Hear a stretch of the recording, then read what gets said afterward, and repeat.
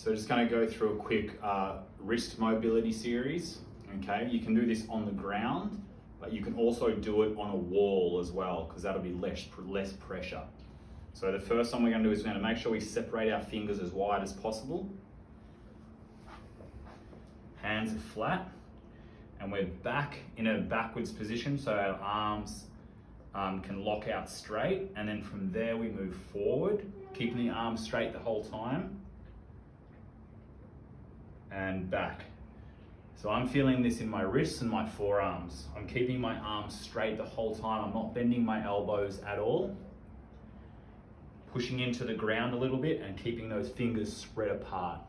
Simply rocking forwards and back. Less pressure, more pressure. Less pressure, more pressure.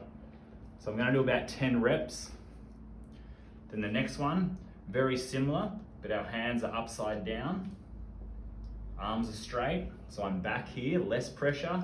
This is a lot more sensitive, because your wrists bend in this direction a lot less, so it's not as normal and comfortable for a lot of people. Same thing, forward, more pressure, back, less pressure. More pressure, less pressure. Same again, you want to do about 10 reps. Then we come back here. We're going to turn our pinkies around away from each other and then back in to face each other. Now you'll see this position when I'm forward.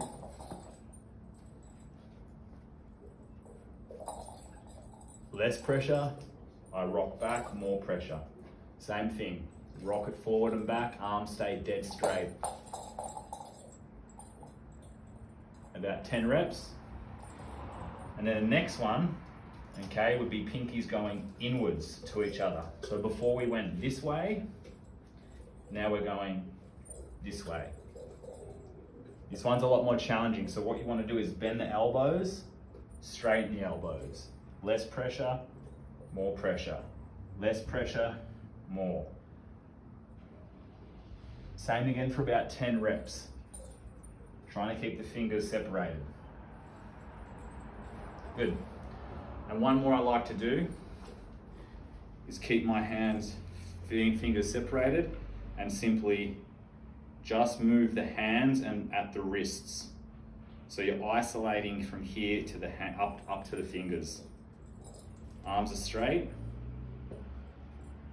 Another good wrist mobility exercise.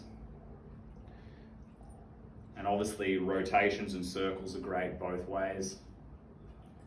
So I recommend going through these. You'd probably do this about 10 or 20 times, about 10 or 20 rotations, and you could go through all of them about 3 times to get some really good mobility and stretching through your forearms, your hands, your wrists, and you can do them on the wall as well, depending on how tight your forearms are and how sore your wrists are.